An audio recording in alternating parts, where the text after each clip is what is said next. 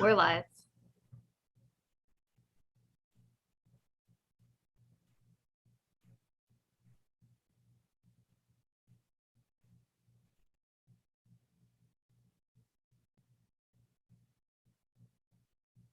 One second. I believe VP just disconnected and he's coming back in. Sorry about that. Can you guys hear me? Yep. Okay, I'm back. Yes. Hello and good afternoon, everyone. I'm Vice President Willie Lightfoot. I just want to welcome you to this work session that we're having on the American Rescue Plan Act. And we're joined with us this afternoon with a few of my council members. I'm going to try to go to my screen. I see Council Member Miguel Melendez. I see Council Member Dr. Gruber. I also we're joined with Council Member Jose Pio, as well as I believe Council Member Mike Patterson, as well as Council Member Malik Evans. And that, did I capture everyone, Katie? All of the council members that are present with us this afternoon. So we want to again thank everyone, the mayor, administration, and at this time for this work session, I will turn it over to the mayor and her staff. Thank you, Vice President Lightfoot. It is truly an honor to be able to present to you, City Council, a draft plan for the American Rescue Funds. Every generation gets a chance to truly make a difference, and I'm proud of the difference we have made and are making in our community. From the transformation announcement last week with Constellation Brands' new corporate headquarters coming downtown, to Rock the Riverway, to the vibrancy at the 5 and the Mercantile on Main, to Bull's Head and the International Plaza, and the hundreds of new homes and units being built all across our city. I truly want to thank our senior management team for their hard work, dedication, and commitment to lifting as we climb. The American Rescue Plan gives us a once-in-a-lifetime opportunity as a city to invest not just in projects, but also to invest in our people. People who we've watched struggle through the pandemic, people who have worked and walked with us as we try to provide a vision for the future. Today, we submit to council a plan that comes directly from the residents. We have talked to them. We have had many meetings. They have participated on teletown halls, forums, online surveys, and our plan aligns with our adopted comprehensive plan, ROC 2034, that was unanimously approved by City Council. What we've heard from our residents is that they want more jobs, safer, more vibrant neighborhoods, and better educational opportunities.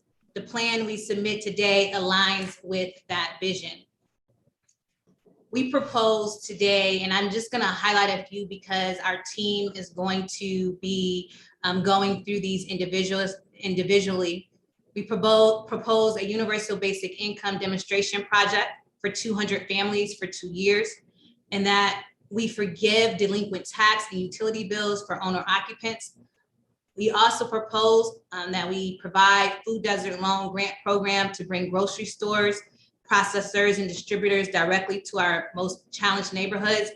We propose a city sustainability institute to establish transformative workforce development, including paid job training, financial literacy, and cooperative opportunities. We also want to invest more in programs like YAMTEP, the Young Adults Manufacturing and Training Program, and our successful environmental reach-out program.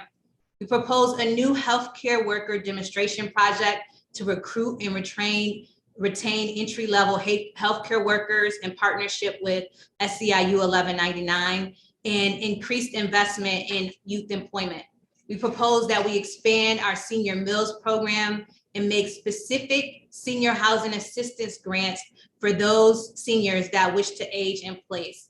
We also want to increase assistance to roofing and our land bank rehabs and acquisition.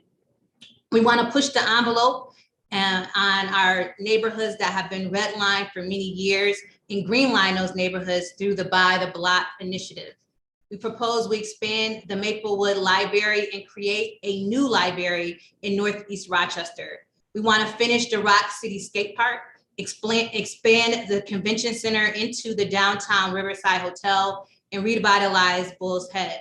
We propose we bring the civil rights part to its full funding and invest in our outdoor spaces and recreation places.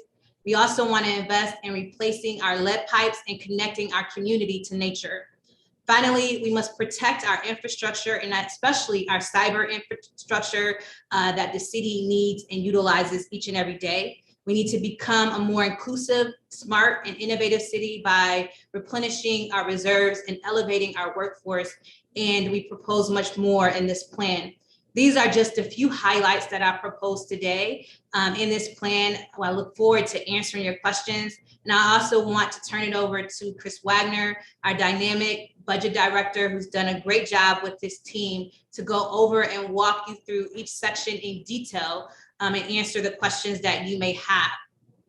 When I think about all that this plan has to offer, it is a once in a lifetime opportunity to really not just transform our neighborhoods, but also to help the people that need it most in our community.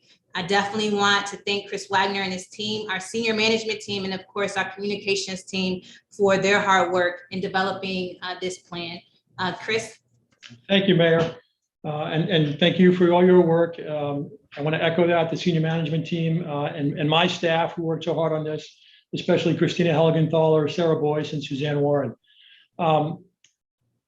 James Nitko and Margaret Garino from CMA and I are going to kind of walk through some of the overall context for the American Rescue Plan and what it entails. And as we go through this, please feel free to ask questions. But we do have a lot of information to go through. Christina, you want to? Thank you. So the American Rescue Plan Act, again, for context, is a $1.9 trillion plan, which includes $65 billion in state and local fiscal recovery funds.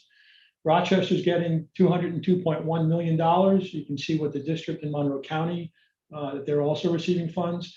This is one-time stimulus funding. We paid in 2 installments. We got the first installment of $101 million in May of 2021, and we expect the remaining funds in May of 2022.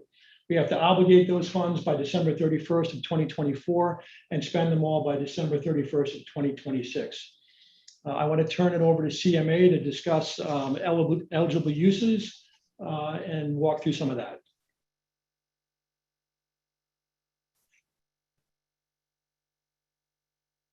Great. Thank you, Chris. Margaret, would you, I think you might be muted. I'm sorry, I was muted. I apologize. What I wanted to do on this slide is really go over the requirements that are specified in the interim final rule. The interim final rule was adopted by the Treasury on May 10th, 2021. The Treasury released a set of guidelines. These guidelines are generally outline the parameters of the ARP program, including also the ineligible uses of these funds and the reporting and compliance requirements. That is very, very clear so far. But remember, it's an interim report.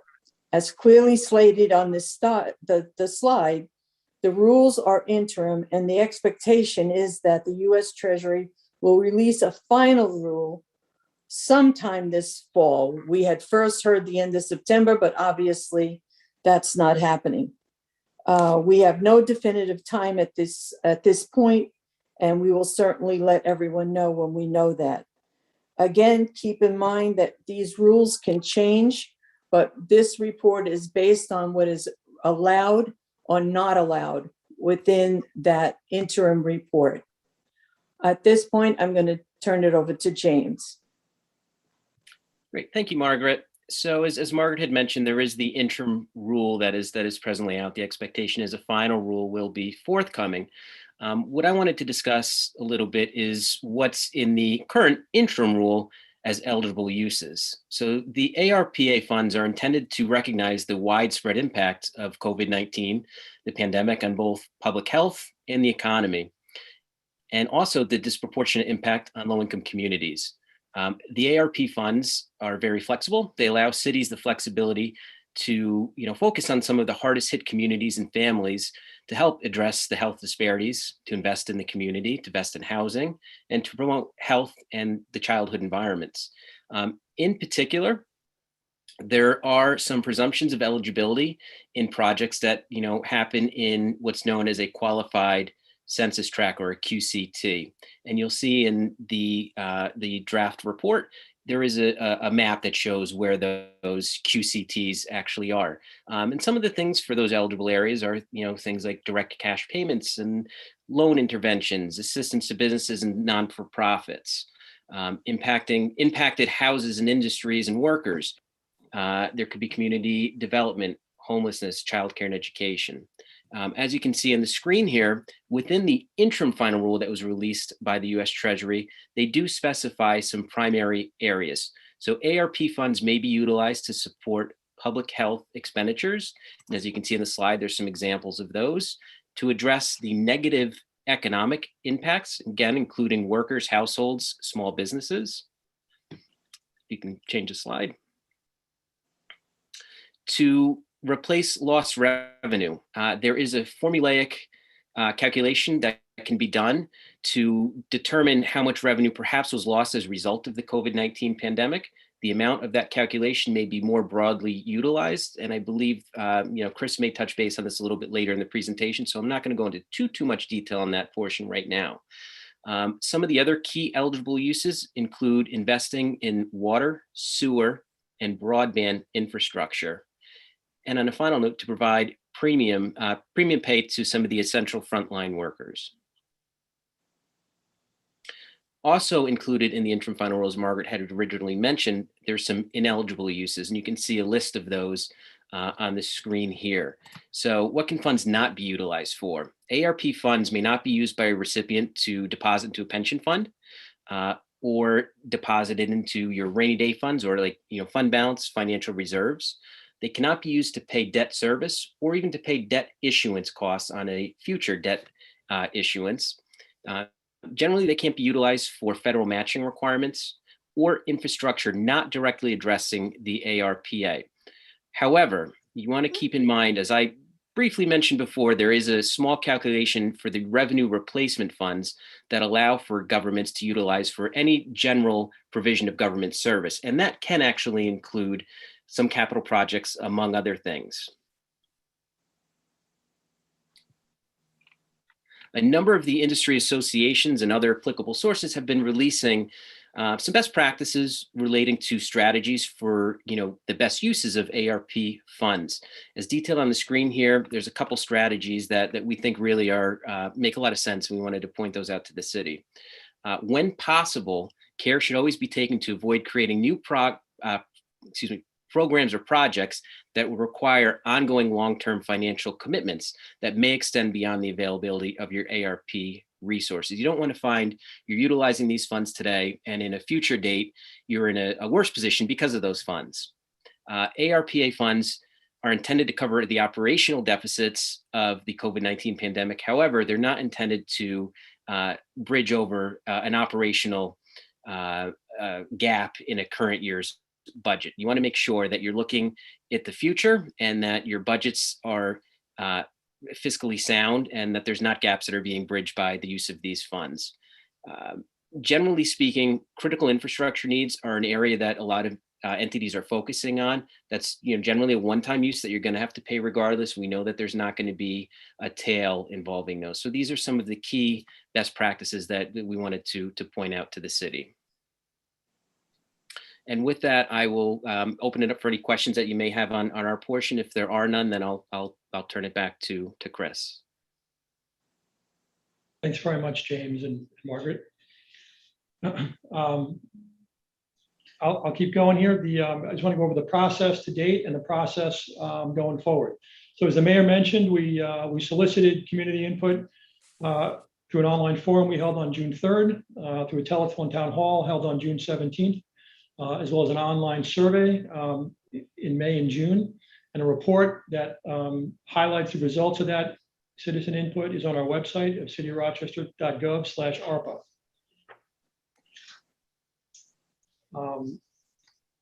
Once we did that, we solicited proposals from all city departments.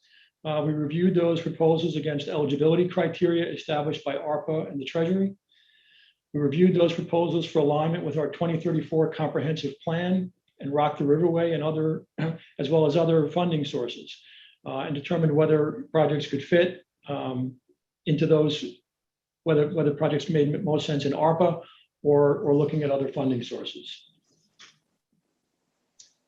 And then as far as next steps, we have our City Council work session today.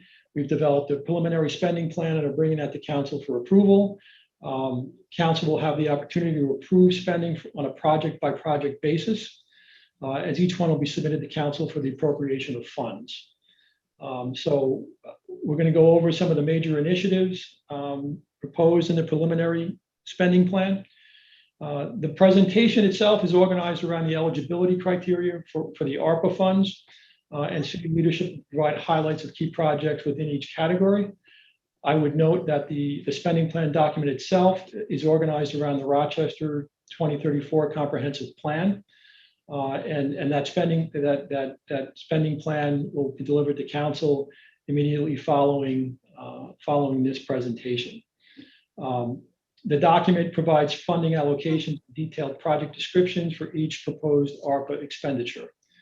And it's important, I think, that we note that we want to note that we view this plan as a living document. It'll continue to evolve as the city responds to the COVID-19 pandemic and as other federal funding becomes available. For example, we're closely watching the infrastructure bill to see what projects or programs may be appropriate to shift from ARPA funding to infrastructure when that becomes available. And at the end of this presentation, we'll have time to respond to any questions Council may have or provide additional information. Chris, can I stop you here for a quick second? Sure thing. You mentioned the 2034 plan, which I think is absolutely incredible that you're aligning and tying this into that, of course, with the community input as well.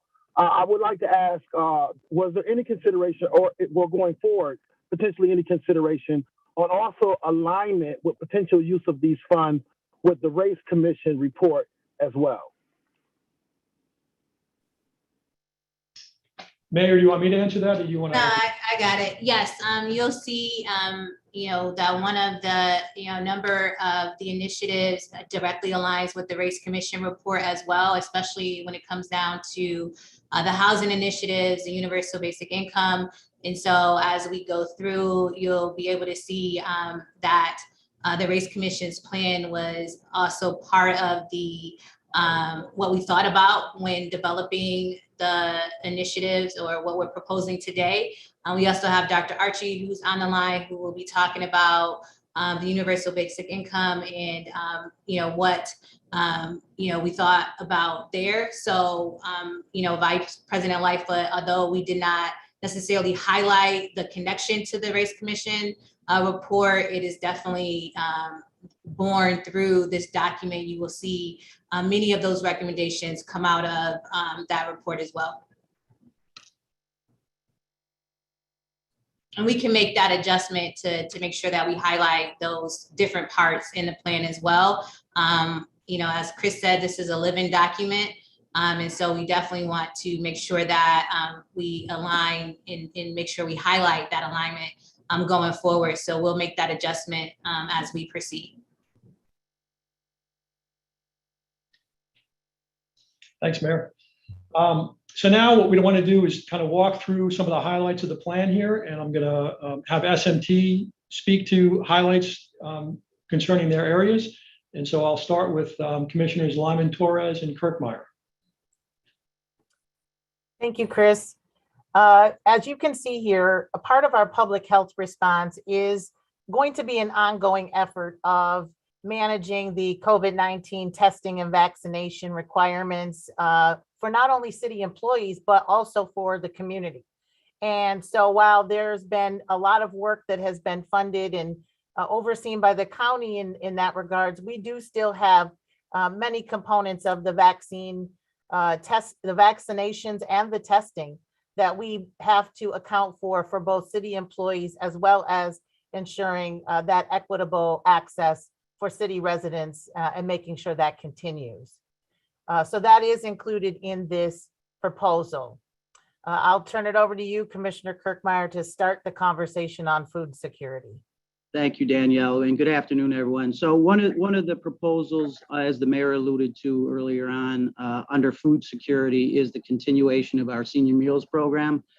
As you all are aware, this program was highly successful. It partnered with more than 30 restaurants to serve more than 42,000 meals to our seniors during the pandemic. And we're proposing to do that for 3 more additional years in this effort. And I'm going to turn it back to Commissioner Lyman Torres. Thank you. In addition to the successful food program for senior meals, we did also continuously distribute food from our centers throughout the entire response thus far in the pandemic. What we know is that some of those waivers and fundings will change. And so we want to make sure that we have some existing kind of bridging that we continue to provide for the community for access to food. So we will be looking to create some food pantries and partnerships at our centers within walking distance to many residents so that we can continue to meet some of the needs extenuated by COVID-19. So we do want to make sure that there's a bridge there when we make that transition. In addition to food security, we are having a focus from this public health response on violence prevention. As you know, we have put forward the Office of Neighborhood Safety, and recently we've started our work with the Peacemaker Fellowship program as a part of our plan with the Office of Neighborhood Safety in its launch. The Peacemaker Fellowship is a transformative mentoring program. We have already done some of the work in getting ready for that program, but part of what we need to do is provide funding for the continuation and the rollout of the program as a whole. So we have included that here in our public health response. Chris? Thank you, Danielle. I think we want to talk a little bit about the assistance to households and individuals category. And I'm going to ask Dr. Archie and Kim Jones and Gary Kirkmeyer to talk about some of the highlights here. Sure. Thank you, Gary, and good afternoon, everyone. It's a great opportunity to be with you today. I first want to add on to the mayor's comments referencing the race report's reflection in these ARPA funds to respond to the council member Lightfoot. Exactly as the mayor articulated, many of the recommendations that are outlined in the race report are actually reflected in the utilization of ARPA funding requested here today. As we are all aware, the race budget was only $1 million. And so what we were able to do is to review all of the necessary expenditures and requests that are reflected amongst the Race Commission's implementation and determine where there was areas that ARPA funds were actually allowable to cover some of those expenses. And so in the very next month, I'm going to be following up with council on the actual breakdown of how we intend to spend that $1 million for the race report, but also acknowledging where there are significant areas of the race report that actually do align and meet the requirements for ARPA utilization as well. So to make sure that we have funding beyond just the $1 million that's allocated for 1 year only. So absolutely that is reflected amongst the race report. And to your point, Councilman Lightfoot, that was exactly what we did to confirm that we were aligning all of these governing structures with funding sources of how we could accomplish them. So absolutely. With respect to the direct assistance to households, as we all know, or as many of you know, the Race Commission report actually provided a recommendation that we look into the opportunity of reparations, universal basic income, and their opportunities afforded through land banks, et cetera. And absolutely those things are reflected in what we are currently considering. The Ruby Commission, the Ruby Committee rather, is focusing on terminology that goes a little bit farther than just universal basic income. It goes to a concept called guaranteed basic income, which allows us to use cash funds for a targeting of a population, which often focuses on personnel living below the poverty line and having inconsistent incomes. And so because guaranteed basic income is a little bit distinct because it focuses on a specific population who's most likely at a greater need, that's the focus that we're going to be leaning into a little more as we are developing our recommendations for the mayor and the government, local government going forward. And so with that, we're looking at currently what those criteria will be for those families based off of documented inequities that are caused by the actions and or the inactions of our community historically. And that's looking at our ordinances and seeing where we did or did not contribute to some of the inequities that are resulting in our communities around housing, around access to community resources and funding and grants, and healthcare, et cetera. And so with that, we're looking at a beta test for the next 2 years to really look at how effective this actual pilot could be if implemented long-term. And so the beginning of this will be looked at per this direct assistance to households under this guaranteed basic income opportunity that the actual Ruby committee will be developing a report for so that it's most comprehensive and clear by the end of November of this upcoming year. I have a question. Yes. I hadn't actually heard of guaranteed, or maybe I had, but figured it was the same thing as universal basic income. And it looks like the difference, obviously, other than the targeting, is that it's less of a subsidy. Is that how you guys are interpreting it? When we speak of universal, universal is more open to the general population, right? And so you're very correct. So the target audience or the beneficiaries of the resources of the two groups is the focus of where we're looking at. And so as this will be the pilot versus the larger fully vetted implementation legislation passed, which confirms the potential opportunity, this beta will focus on the general, the terminology of the guaranteed basic income, which is the targeted population, which in this regard will be those who are less resourced and less fortunate and disenfranchised. So yes, council member. I guess my question there is, with UBI, I think the goal is to provide like a basic subsistence income. And is that what we're trying to do with the guaranteed, or is it like kind of like a set amount that maybe you can't live on, but it would provide a much needed addition? It would be the latter. It would be a Got it. specific amount that would help to increase, to level out. Yes, the latter of the two things that you just spoke of. Absolutely. Thank you. You're welcome.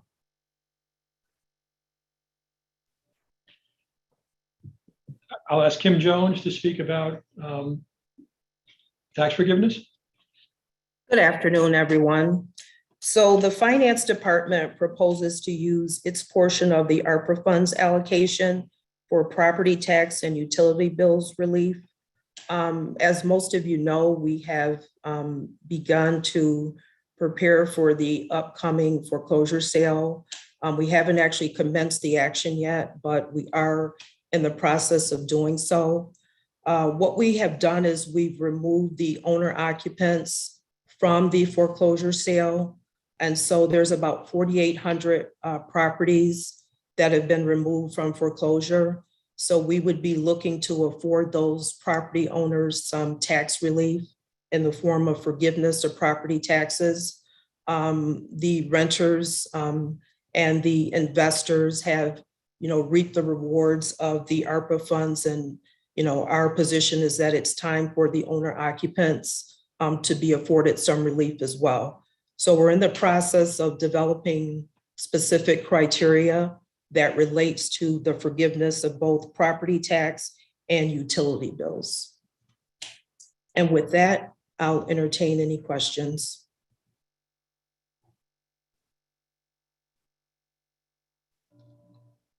If not, Gary, you want to speak about the housing development? Sure, thanks, Chris. So under the Well, heading of. wait a minute. I'm sorry, a minute to get to you. All right. Okay. And this is probably going to lead right into what Gary's going to say, but I'm going to ask it anyway. And no, I don't have any advanced nothing, folks. So we've got a significant number of owner occupants out here who are behind on their taxes. And this is going to be a wonderful program for them. Will it be expansive enough to go out and repurchase previously sold tax liens? for our owner occupants. So I guess I can answer that. So we had not given that any consideration, Councilmember Patterson. And I don't know if that's possible or not.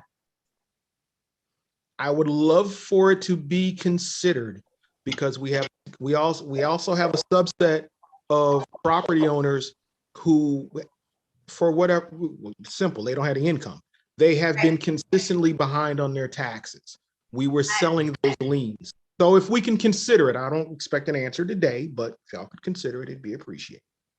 Councilmember Patterson, I think that that's a great question and a great initiative. The one thing that we also have to consider is rather it will be an eligible expense, just because the ARPA funds are really related to people that were affected by COVID-19 or that live in these particular areas. And so, you know, the city stopped selling tax liens, I believe, 2 years ago, or about a year and a half ago. And so we would be looking at people that were affected by COVID-19, people that are currently delinquent on their current taxes or their last year taxes, but it's something that we can review with, of course, our consultants to see if that is an eligible expense and get back to you. Fair enough. That's all I asked. Thank you very much. Okay, so getting back to the heading of housing, we've got several proposals under that heading, beginning with the Housing Trust Fund. You all know that we have a consultant on board right now to investigate the Housing Trust Fund, engaging the community to see what the best use of that fund might be. But these funds are proposed to be seed funding for the new initiative. Housing Trust Funds are intended to support the preservation and production of affordable housing. Housing stability is critical for the people at the highest risk of housing displacement, in particular low-income women of color with children. And the pandemic has certainly exacerbated the shortage of affordable housing. We hope this program will address that issue. The second initiative that's proposed is a land bank acquisition and rehab.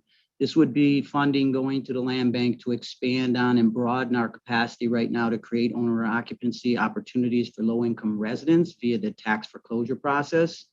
The program will focus on sustainability and energy efficiency in rehab and coordinate locations with other development activity. One of the larger, more important programs that we're really excited about, as the mayor alluded to, is the Buy the Block initiative, which we're heading at is green lining for a better Rochester.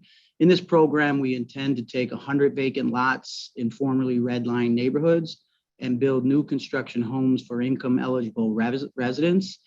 The level of subsidy would vary depending on the individual circumstances to ensure each payee is no more than 30% of their income towards housing. Another initiative that we all, I think, agree is in desperate need of expanding is our roof assistance program. The roof assistance program is in very high demand. The proposal that's before you will engage 14 contractors to serve 540 roof projects over the 3-year period. And lastly, under the housing heading is our rehabilitation assistance for owner occupants. This would broaden, again, our ability to do what we currently do with more financial money being put towards there. We would focus on prioritize our seniors, many of which cannot qualify for things like lead grants, and all properties would be made lead safe and code compliant. We believe the program can serve up to 215 property owners through the additional funds. And now I'm turning it over to Commissioner Lyman Torres to talk about workforce development. Wait a minute, housing, got a question. Okay.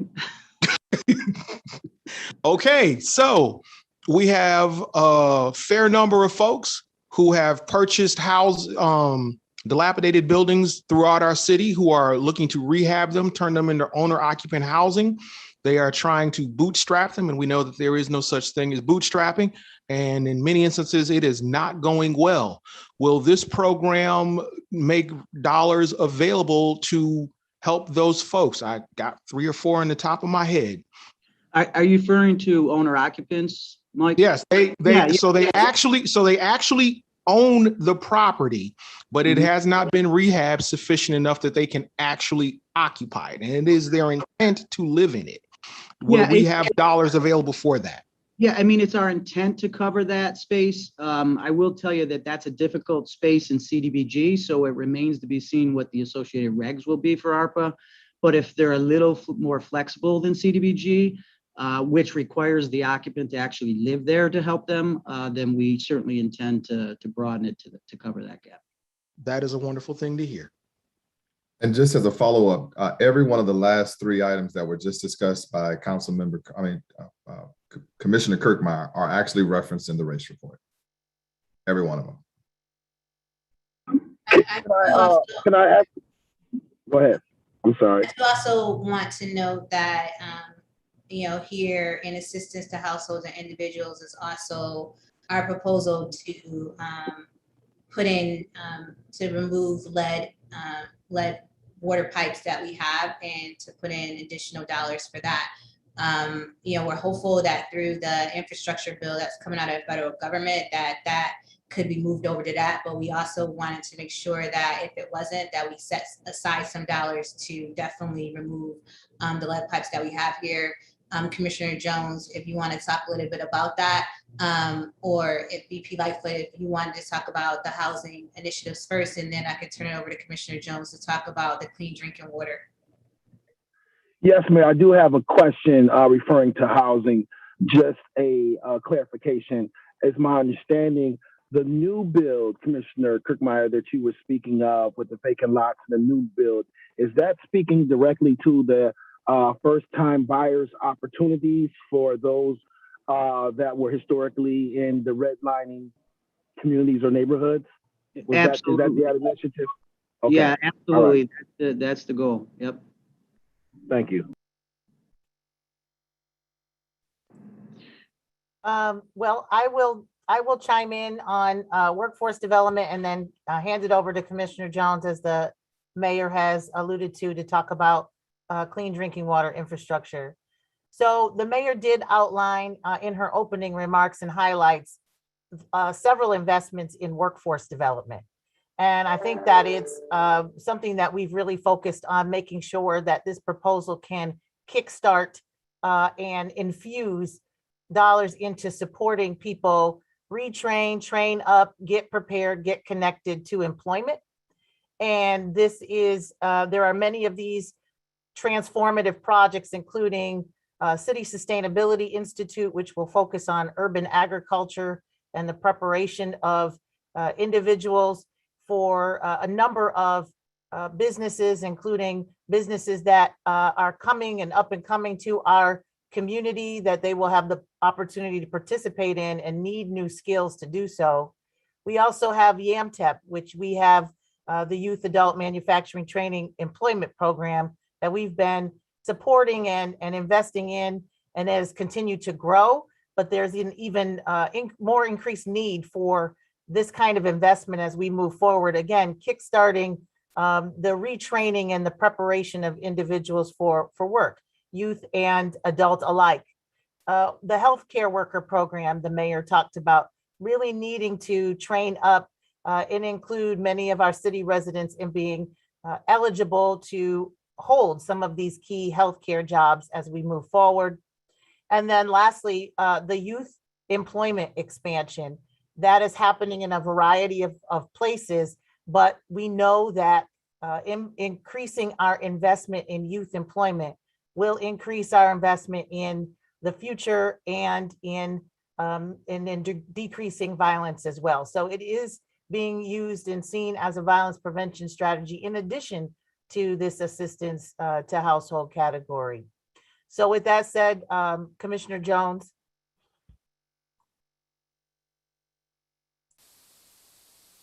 I was muted. Thank you, Dr. Lyman Torres. Thank you, Chris. Thank you, Mayor. As of January 1st, 2021, there are approximately 25,000 lead line services in the city of Rochester. Studies consistently show that lead-containing services with material in it is a primary source of lead in drinking water. The American Water Works Association, AWWA, and the United States Environmental Protection Agency has recognized that there is no safe level of lead in drinking water. And the best mitigation strategy is to completely remove of all lead services. An aggressive lead service replacement program will provide an immediate and substantial public health benefit to the citizens of the city of Rochester, especially our children. What we propose is to replace a portion of the city lead line services and galvanized water lines to remove any possible sources of lead contamination and complete the associated street work associated with it. This would also provide us small grants to homeowners that cover replacement of inside lead line services and galvanized water. When we say inside services, that's the actual from the curb box, which is between the sidewalk and curb that goes to your home. The city is only responsible for the lead services that comes from the water main to the curb box. So through this program, we're looking at providing an opportunity to provide some resources to the citizen so they can replace the lead service from the curb box to their home. Also, under the Clean Drinking Water Infrastructure Program, we will be making necessary improvements to the Highland Reservoir to comply with the LT2 regulations. This is a federal drinking water regulations that requires us to either provide UV protection or cover the reservoir. These are vital infrastructure programs that will have an impact on public health in the city of Rochester.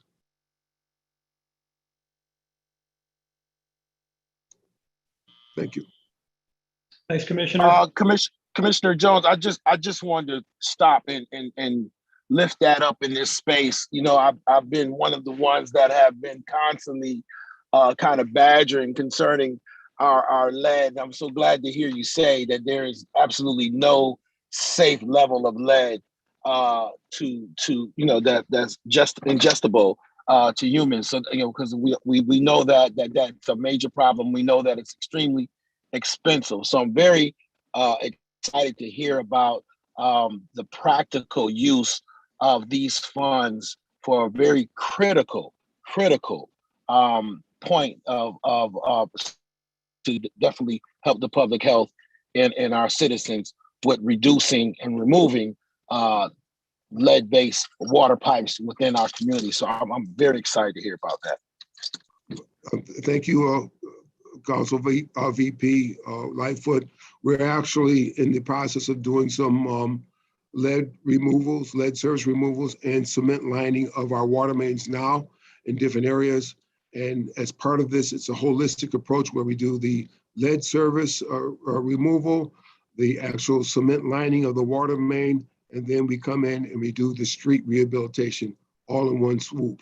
That way, there's not another reason to get into that infrastructure and mess up, destroy the actual street grid or have damage to our right of way. Commissioner Jones, has a decision been made yet on whether the reservoir will be covered or you'll be going with UV? Well, that's a part of our process. We've had some very important meetings. We had to put a pause on the meetings as the EPA promulgated new lead and copper rules, which will have an impact on that. We're doing a corrosion study in conjunction with Monroe County Water Authority that allows us to either make the decision to go with a cover or UV. And once that study is completed, it will give us the necessary direction to go in. And we're still looking at the implementation of the lead and copper rule by the EPA, since there's a new EPA administrator.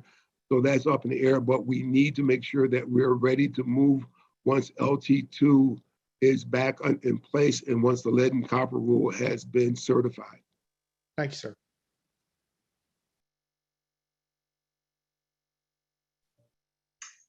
We want to move on to the assistance to businesses category, and I'll start with Gary Kirkmeyer.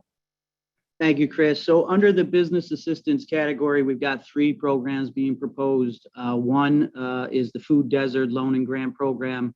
This will be a new program to assist prospective grocery stores with loans and grants in targeted areas of the city where access to fresh produce and other essentials is needed. The program will also increase job growth for city residents in low mod income areas. The second program is Targeted Corridor Mixed Use Rehab. Some of our most distressed properties are larger mixed-use structures on our commercial corridors. This new program will provide grants for residential and commercial repairs to owners of mixed-use properties again, targeted to commercial corridors where we have other investment going on. The third program is Targeted Business Revitalization Grant Program. This again is targeted to assist small businesses, whether they're existing or startup, and really trying to start to occupy these vacant commercial storefronts and vacant commercial spaces on our targeted corridors located in low-mod income census tract areas. And let me just close the three of those by saying, if you look at the housing programs and these three programs, all of these have built-in cumulative value that situate us with all this wonderful money to really raise a neighborhood, not just do infill rental housing, not just do infill owner occupancy housing, but to really holistically lift the neighborhood up by doing every aspect of the neighborhood, the commercial corridor, the mixed-use structures, the vacant commercial storefronts, and really start to infill with an owner occupancy that really puts the neighborhood up for success. So now I'm going to turn it over to Commissioner Jones, unless there's questions on those subjects, to talk about improvements to tourism and industry. I actually just have a question. I have a question. You have identified those areas, and if there's a list or a way that we could see which areas will be targeted? There has not been a predefined areas as of yet, but they will be low mod income areas. We'll try to adjoin them with our housing development efforts. I think it'll begin with where we start. We have a couple of potential targeted areas for by the block, but they will be former red line areas. And again, we'll be trying to situate the focus of attention to where we can build off of recent development or past development successes as well. Okay. I have a question, Commissioner Kirkmeyer. Is there any plans to increase funding for the housing rehabilitation and roof repair programs that the city offers? Yeah, that was one of the programs under housing. The proposal as it's written right now will avail up to 540 roof jobs in addition to our current effort over the 3-year period. Thank you. Yep. Okay. No other questions. I guess it's on to Commissioner Jones. Okay, thank you, Gary. The Blue Cross Arena at the Rochester War Memorial creates an opportunity for a riverfront addition to the War Memorial that will include a separate full-service restaurant that overlooks the river and be compatible with the events within the arena when open. This high-quality space will be compatible with the functional needs of the arena and also a showcase to the Genesee River and the spectacular views associated with the river. This project is also supported by Rock the Riverway Initiative, which is a venture that the state supports fully. The Joseph A. Floriano Riverside Convention Center opened in August 1985 as a gift to the citizens of the city of Rochester from the state of New York under the theme, A Gift to a City with a Future. This funding will be utilized to explore, design, and construct the expanded exhibit space, event, and meeting spaces within the convention center and the adjacent partnering facilities as an evolution into a reimagined, all-encompassing Rochester Convention District that will meet the modern needs and be well-positioned to adjust for many decades to come. The Convention Center is a key driver of jobs, economic activity in Rochester, with the potential for hundreds of additional full-time jobs to be created throughout the revitalized Convention Center District and related hospitality businesses. In addition to its economic importance, the Convention Center draws hundreds of thousands of tourists every year, and the facility hosts numerous events enjoyed by Rochesterians, including galas, trade shows, holiday parties, special events, and expos. Through continued growth and investment into this facility and related public-private partnerships, this robust convention district will grow far beyond the traditional singular facility it is today and meet the ever-changing needs for our future with restaurants, multimodal transportation options, and recreational opportunities, all connected by the dynamic public spaces, the riverfront terraces, promenades, and bustling city streets. This is a project supported by, once again, Rock the Riverway. Do I talk about the aqueduct reimagined? Yeah, we're going to move on to the next slide, Commissioner. And yeah, if you want to continue talking about that, then I'll turn it over to Patty Utaro. Okay. The aqueduct reimagined, we just had an amazing announcement last week, in which we announced, was the announcement that the Constellation Brands was moving their world headquarters downtown.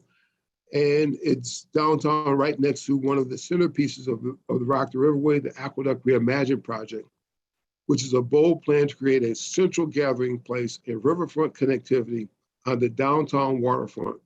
The vehicle deck of the Broad Street Bridge will be removed. The historic aqueduct will be reimagined as an iconic public space, and the Genesee River Trail will be extended along the riverfront through downtown Rochester on all four sides. Removal of the deck will open up river views that have been blocked for over 100 years, and as the historic aqueduct will be reestablished at an elevation that is compatible with the other three bridges at Main Street, Court Street, and Andrew Street. It opens up a vista where you can see from Andrew Street all the way down to the U of R. This is one opportunity that we have in our lifetime where all four corners of that area have had major capital work done there, including the Convention Center, the War Memorial, the Aqueduct, and the public library there at the Rundell Terrace. So that's a great introduction for Patty. Thanks, Norman. In 2018, the library completed a branch facilities plan that identified several opportunities for capital improvement. Two of those opportunities are underway right now, with a complete interior renovation of the Lincoln branch at Joseph and Avenue D and an expanded building at the Maplewood location on Dewey Avenue. Construction at Lincoln is scheduled for later in 2022, and Maplewood initial design is included in the current year's capital improvement plan. Maplewood is one of our top performing branch libraries within the city library system. Community research identified a desire for a multi-purpose facility that provides library services, but also offers continuing education and play for all ages and access to other city and county services on the site. Funds will be used to create a new Maplewood branch facility on the Dewey Avenue corridor that will provide critical services for community members, many of whom are new Americans. And our boldest proposal is a new branch library in the northeast quadrant of the city. Currently, the northeast quadrant is the only section of Rochester with one library. The Lincoln branch, located at the corner of Joseph and Avenue D, provides services and programs for all community members, but staff frequently hear that patrons, especially families with small children, aren't able to access the library easily. Building a new branch in the vicinity of Portland and Clifford would create an opportunity to provide critical services to a large section of currently unserved community members. There's an opportunity here for Rochester to test a new model of library services blended with other programs such as housing, adult education, daycare, counseling, the arts, and other program partners. Library leaders have also discussed the site as a potential training ground for new librarians drawn from the communities that they serve, possibly done in a partnership with an accredited library school.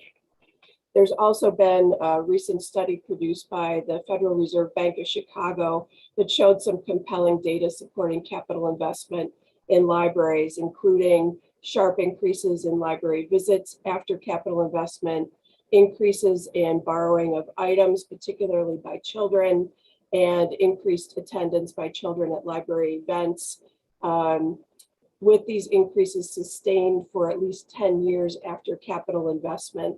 The study also showed a slight increase in children's reading test scores after capital investment in libraries. So we are hopeful to do the same thing in Rochester.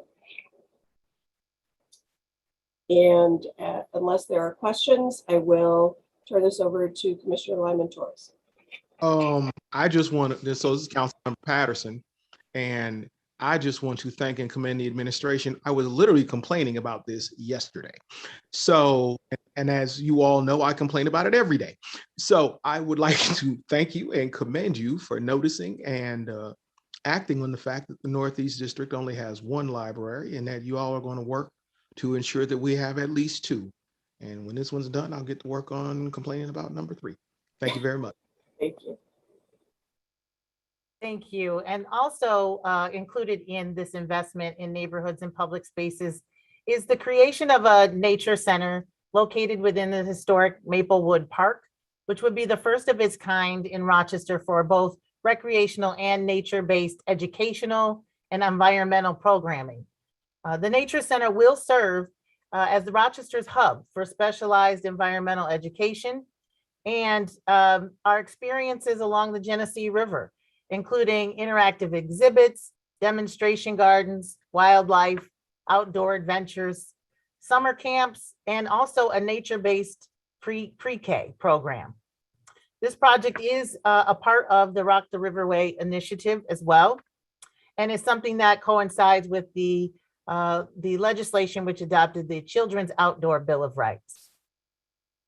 Also want to note some additional park improvements, various park improvements that are included will include enhancements to neighborhood parks, the restoration of athletic fields, installation of open air shelters, and the renovation of spray parks. We of course have highlighted here the Rock City Skate Park, which you know is very popular, and there are some phases left to complete so we can make this skate park master plan come to fruition and continue to serve as a major asset for downtown. There will also be some park improvements included for Durand Eastman Beach around accessibility to the beach, and improving and enhancing the amenities that are available for residents to use, so that there's increased lighting, access to bus shelters, bicycle parking, and just in general, improving access to that site. Last but certainly not least, on some park improvement highlights to note, the Rochester Civil Rights Heritage Site at Baden Park, to take the existing Baden Park through the addition of a Rochester Civil Rights Heritage Site, where a majority of the residents in the 14605 neighborhood are Black and Latino and other minorities. It would give homage to the generations who have lived in that neighborhood and be able to serve as an outdoor classroom for School 22, which is adjacent to that park. With that, I will turn it back over to you, Chris. Thank you, Danielle. Christina, if you go to the next slide, great. So this is sort of our last slide to kind of go through. I know we're running short on time, but this is under the provision of vital government services category. We mentioned there's an allowable revenue replacement category here. So revenues that we have lost, we did a preliminary calculation for this. Due to the pandemic, we can use some of those funds to support the continuation of government services. So an example of that would be, for instance, parking expenses. Parking funds seen some significant revenue losses. So we propose to use some of this for that. With that, I'm going to turn it over to Kate May to talk about the on the IT side of things, inclusive and accessible City Hall. Thanks, Chris. These projects include investments to improve City Hall data systems so that their associated business processes are more inclusive, making sure that we have digital accessibility to the public, especially on mobile devices, because we know most of our citizens engage with the internet primarily via mobile devices. And if they do have PCs or tablets, they will also be able to engage with our services that way. The overall goal of this is to make it so that fewer people have to come to City Hall during business hours unless they want to. And so that should, again, increase accessibility and equity of our services. Overall, we seek to improve digital customer experience for all, and these investments will also enable better digital experience and better digital engagement that we have with our residents, enabling SMS and email communications to be more efficient. And by migrating off of inflexible legacy systems, we're going to increase internal efficiencies for staff, and that should also drive improvements in terms of turnaround times for service for our residents. Thanks, Kate. I'm going to ask Chief Hernandez to speak to the firehouse facilities item. Yes. So for the Rochester Fire Department, what we're looking for here is to conduct a needs assessment study of our fire facilities, create gender neutral bathroom accommodations, and complete a multi-site building renovations. So our firehouses currently now are about 70 years old, and majority of them were built between the 1950s and 1965. So our goal is to use these funds to help us to utilize to make capital improvements to accommodate our response model and workforce diversity that have changed significantly over the past years since these facilities were both designed and constructed. Some of the concerns we have with the facilities also to improve safety standards to help us mitigate some of the hazards that our firefighters face on a daily basis by having them giving them the ability to properly decontaminate themselves when they come back from a call. For example, some of our facilities only allow one person to take a shower at a time. That's very concerning because as it relates to cancer prevention measures, as firefighters should have the ability to properly decontaminate themselves when they come back from a call. In regards to how it relates to the pandemic, actually, the Rochester Fire Department, we were one of the first agencies that had a potential COVID-19 exposure back in March of last year. Once again, having the ability to come back and properly clean themselves is critical in regards to the health and safety of our membership. So the goal is to use these funds to help us prepare for the next pandemic, especially if in the future it's going to be more extremely contagious or have the potential of extreme health risks. At the end of the day, all the firehouses are considered critical infrastructures. We are open 24/7, and throughout the pandemic, we were open 24/7. So it's just important to support these efforts to keep these firehouses open and operating properly. I have a question concerning that, yes.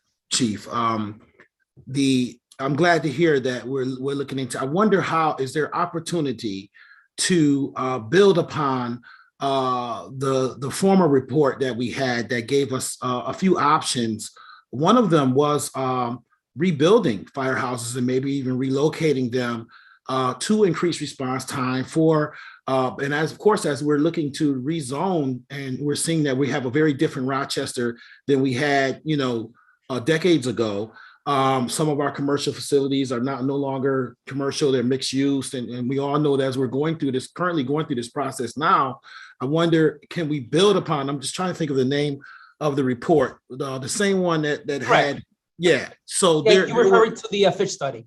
There you go. So there's currently a study that we currently already have.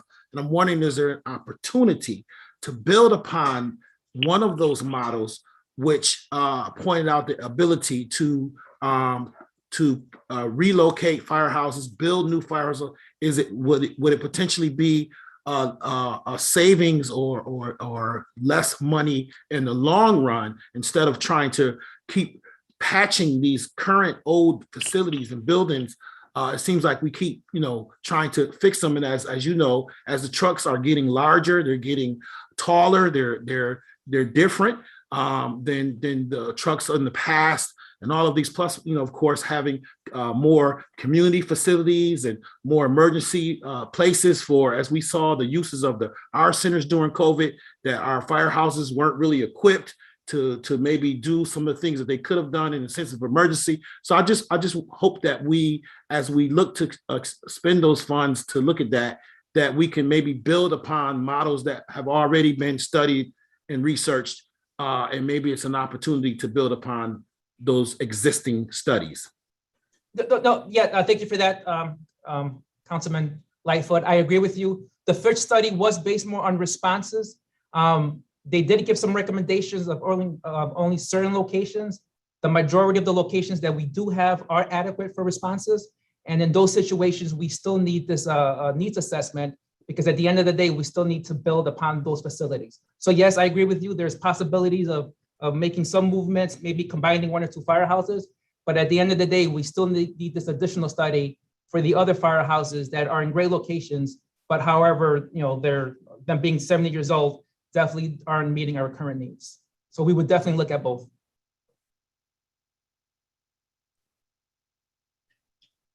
Thank you, Chief. And then lastly, I'd like to ask Nick Petiti if you could just say a couple of things about the expansion of the capacity of the Office of Business Intelligence in the Police Department. Sure. Thanks, Chris. Can you guys hear me? Oh, sorry, I'm on a remote computer. So our plan is to use the funds to hire analytical staff to help us close some of the pretty large data gaps that we have currently in the police department. As we've talked about kind of a lot over the past year, whether it's part of the Race Commission or part of the Executive Order 203, we have pretty significant silos of information that use pretty outdated legacy applications and pretty old tools. So our plan is to start bringing staff in to help us modernize our data workflow and expand our ability to provide standardized, automated self-service of police-related data, both internally for efficiency gains and externally for transparency, which were two really large sticking points in both, like I said before, the Race Commission and Executive Order 203. So we've been recently centralizing all of our existing infrastructure and applications into the Office of Business Intelligence. And this will just help kind of jumpstart our expansion into really putting some of those resources into practice.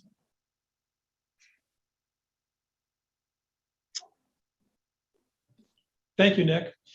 And I think this brings us to the last slide that we had.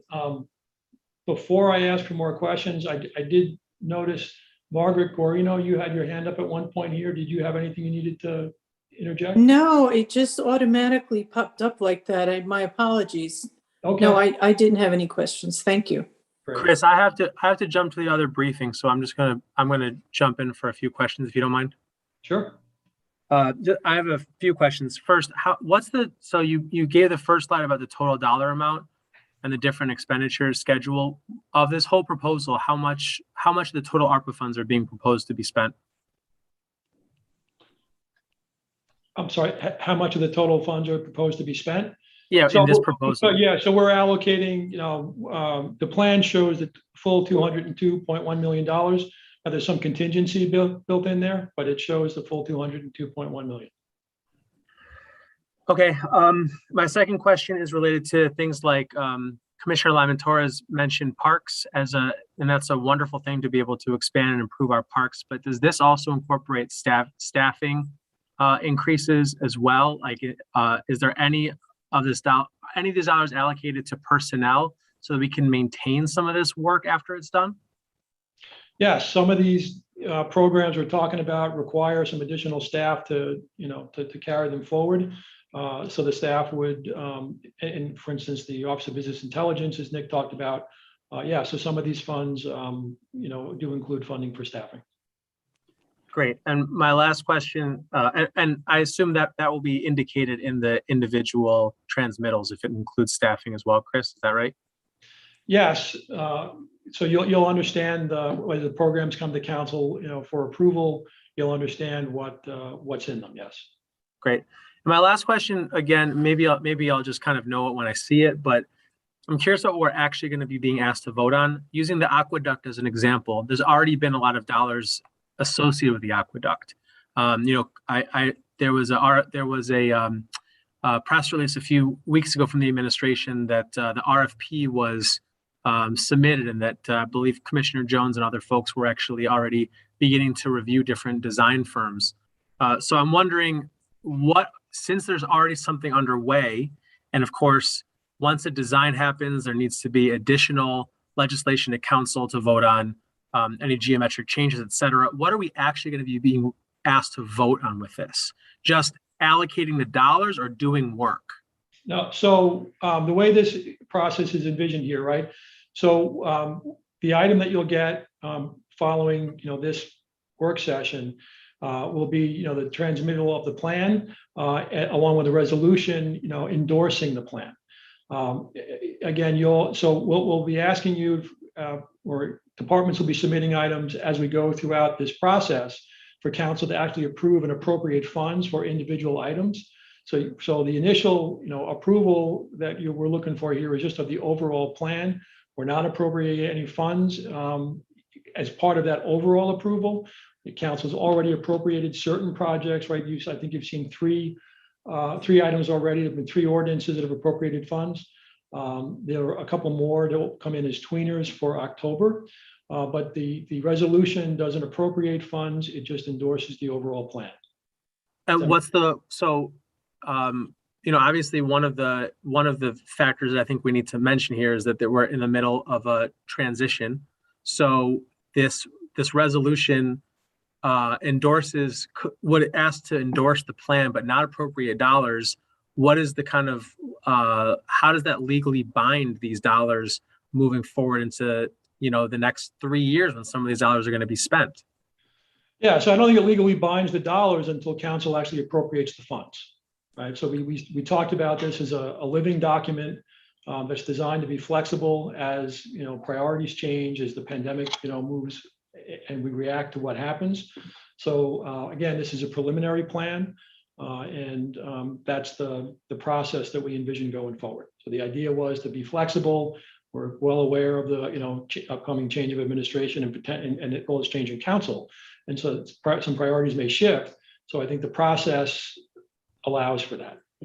And finally, is that the resolution of that plan or the action of passing the resolution for the plan will be submitted in October or November? You'll get that tomorrow. To be voted on in the October council meeting. You'll get it as a tweener, correct? Okay. Thanks. I have to run over to the other session, but thanks for everyone's time. Hey, Chris, just 2 technical questions for you. Does before funds are expended, does the federal government have to give approval or a thumbs up for appropriating dollars before they're appropriated for particular projects? No. We already had to submit, an initial report, and we've got, we'll be submitting quarterly reports going forward on any expenditures. Our initial report didn't show any expenditures, but we did provide to them our calculation of lost revenue for the first period. The process going forward here is, and the consultant, CMA, feel free to weigh in, but no, we don't, expect to sort of have, pre-approval from, the federal government on individual items. That's partly why we engage the consultant to engage some additional expertise around eligibility. So that we're confident in what it is that we're putting forward. We'll be making, like I said, quarterly reports to the federal government on what those expenditures are, and if they have any questions or what the rationale is for why we think that certain projects or programs meet the criteria for ARPA, we'll be prepared to speak to that.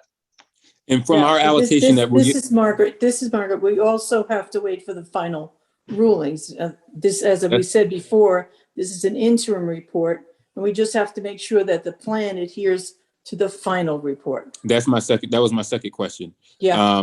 So the final rulings, when should have you gotten an estimate on when we would get the final rulings, Margaret? No, they had first said the end of September. Obviously, that didn't happen. But the only thing we know is they said the fall. Okay. So we're hoping October, but we'll certainly keep everyone informed about it. Okay. And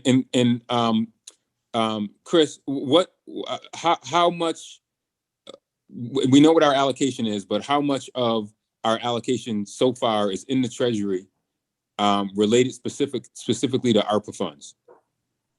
So we've received the first $101 million. Okay. All right. Thank you. Okay. Any other questions?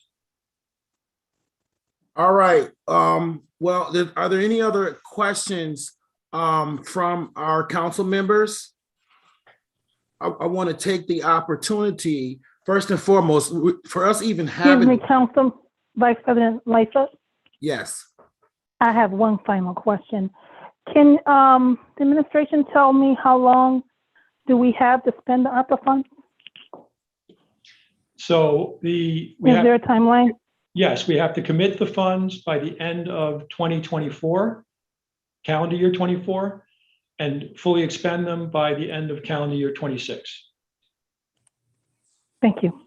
Any funds that are not fully expended at the end of calendar 2026 are required, at least in the interim final rule, to be paid back in full to the U.S. Treasury. All right, so thank you. Just quickly, I also want to note that whatever that part of this monitoring going forward is very, very important, because if we do not spend the funds as allocated by the federal government after the audit, and we've spent it on something that is not approved, then we would have to be obligated to possibly give those funding, that money back. And so that's why we have the consultants on board to make sure that what we are proposing, based on all the preliminary numbers and all the preliminary information, is actual and can be funded by the ARPA dollars. If there's one thing that I've learned in my time in government, especially the local government here, so I don't think we'll ever have a problem with spending this money. I don't think that's going to be an issue. I think and I have full confidence and faith in both this administration and potentially future administrations that we will, not only will we spend it, but that we will spend it appropriately on the things that that it's supposed to be spent on, based on our Moody's rating and all of the high ratings we have concerning our finances. We have a history of doing right by our dollars. And I want to thank Chris Wagner, the mayor, your team. And I want to take a pause in a moment to thank all of you, because we're having this conversation because of COVID. And COVID-19 was a tremendous strain on this community, not only on this community, but on you guys as senior management team and as staff. You guys have been working tremendously hard, overtime, over hours, providing resources, food, and resources to the people in this community and in this city. And you probably, I just want to let you know on behalf of City Council that we appreciate you and the work that you do. You may not hear that enough. I'm sure the mayor tells you, but I want you to hear it from City Council, that we appreciate the work that you have done to keep this community and this city stable, to keep the people in this community and the children, most especially when I think of Dr. Lyman Torres, amount of meals that were provided to the families on a daily basis in this city every day. Is some of us may take that for granted, but I want you to know that we appreciate all of the work that you do. Even when we look at the tax liens, and I know now that we're handling our own tax liens, we're providing opportunities for our citizens to create payment plans now internally and locally, which is great. So many of the initiatives that have been presented to us this afternoon, I consider low-hanging fruit. There are things that this community has been asking or need more of. When we talk about the roof program and lead pipes, and these are not new things. These are things that we just never had enough resources to do them at the rate that we wanted to do them. So I commend again the mayor, the administration, for taking this opportunity for these rescue. And it's a rescue plan. It's a plan to, and me being in the fire department, that's an important word for me, rescue. So this is to help us get a little further out of the emergency that we were in. And so I appreciate this work session. I hope that many will listen to this, and I'm grateful for the community's input. And it seems like a lot of the programs are things that, again, have not only been needed, but we've always needed more of. So again, I want everyone to be safe. Thank you for your time. And again, thank you for your service and your work on behalf of the citizens of Rochester. And I don't know if you have any final words, Mayor, but thank you. Again, thank you, Vice President Lightfoot, and I truly appreciate council taking the time to receive the plan and to look it over. Again, this is a direct result from information that we received from our residents. This is not an administration-driven plan. It is a plan that we received from the people that live directly in our city and things that we've heard from them. You know, many of them participated in a number of the different programs that we had to do outreach, whether it was telecommunications, whether it was the survey, the comprehensive plan, the race commission, all those things that we've done to outreach to them and hear directly from them. We would, as Chris said, you know, this is a living document, and we know that, you know, going forward, there are items that, of course, will, you know, will change, and, you know, but the allocation for certain projects, of course, are needed for us to be able to get started on behalf of each of our residents. And so we would ask that you consider that as we continue to go forward and review what's next for our community. All right, thanks a lot, everyone, and good afternoon. Everyone have a good evening. Blessings.